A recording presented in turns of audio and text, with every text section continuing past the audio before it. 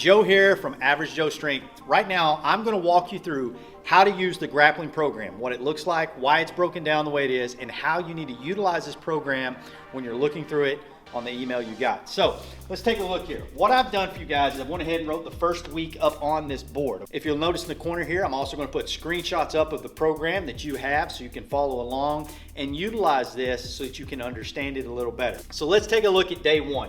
Our strength training on day one is bench press, okay? This is written as sets times reps at what percent, okay? For example, you have one set of 5 at 60%, one set of 5 at 70%, two sets of 3 at 75%, and finally 5 sets of 3 at 80%. Now, this last set each week, even on day one, 5 set of 3 at 80%, day two, 5 set of 3 at 80%, day three, 5 set of 3 at 80%. Those last sets are considered our working sets.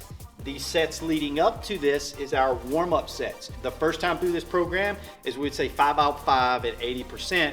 People are just loading 80% on the bar and going. That's not what we want. We need some dynamic warm-up, some fluidity in the movement. So we added in these warm-up sets up to the working sets. That's why you see more sets added into this program. Now this is the strength training each day. You'll see that the percentages, the rep scheme, and the sets are all the same throughout the week. After our strength training, we do a 3-tier approach for our programming. Our next step is our auxiliary training, working on building off of the movement. Here we're training the movement. Here we're using exercises that are compound and build onto the movement. For example, after we've done our barbell bench press on day one, we're gonna move into our auxiliary training, which is a barbell floor press. Now let's take a look at how we're doing our barbell floor press. We've got one set at 8 to 10 reps at 40% of our bench press max. Okay, now that 8 to 10 reps is what we're looking for. I'll explain how this works. This is a very common question we get with our training, is if I'm doing 8 to 10 reps, I want no less than 8 reps, no more than 10 reps. If I'm getting 10 reps, I should probably go up in weight. If I'm not getting 8 reps, I should probably go down in weight. We're looking for something that doesn't push you to failure, but anywhere 2 to 3 reps from failure within that rep range, okay? Now, after we've done our barbell floor press, we're gonna move into strict press. We have a warm-up set. You should be nice and loose by this point. Now you're moving into your working sets of 5 sets at 3 reps each set at 75%. Once you finish the strict press, now we're gonna move into our accessory training.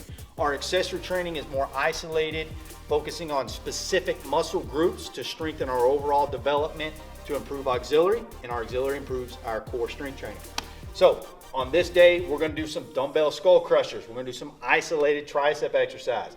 One set of 8 to 10 reps, 2 sets of 8 to 10 reps at increased weight. This is written out also on your guys' programming, so you can see how we want you to increase the weight if possible. And then finally, one set of failure at the same weight as previous. Now failure, I did write those in a couple different places. We're training a muscle group to failure on these days. What I'm looking for is true failure, that you couldn't get one more rep outside of sacrificing form. Don't go bad form for failure. When your form breaks, that is also failure, okay? The last exercise on day one is gonna be your core exercise. We're doing the waiter farmer combo carry. We have that laid out for you as well in the accessory training. On day two, guys, we're moving into back squats. Your sets, reps, and percentages is the same as day one, okay? And you have your warm-up, your 3 warm-up sets, and now you move into your working sets. We have Bulgarian split squats as our auxiliary training, Romanian deadlifts. We also have some accessory training in our dead hangs and planks. Finally, on day 3, you'll notice this trend throughout your entire programming, guys. Same sets, reps, and percentages. We're gonna do a lot of linear progression programming on the Grappling Power Program. You're gonna see this in there as well. You have your strength core exercises. We have our auxiliary training in dumbbell rows, and we're gonna move into our accessory training with barbell hip thrusts, some band pull aparts, and some more core work, okay? Now, if you notice these trends, our training stays consistent throughout the entire process. We're gonna do some core movements, some auxiliary movements to improve on the core movements, and finally some accessory movements to strengthen the overall muscles.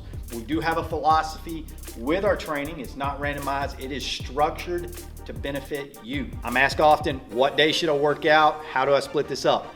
Whatever you need to do to fit this volume into your work week is fine. You can go Monday, Tuesday, Wednesday, Monday, Wednesday, Friday, Friday, Saturday, Sunday, whatever you need to do. Just make sure that volume's done within that week and it doesn't compromise your jiu-jitsu programming. And again, guys, thank you so much for purchasing our Grappling Power program. Please, if you have any questions, I can be contacted at averagejoestrength.com. Just click the little contact button. Send me any questions that you guys might have. As always, we'll see you in the gym.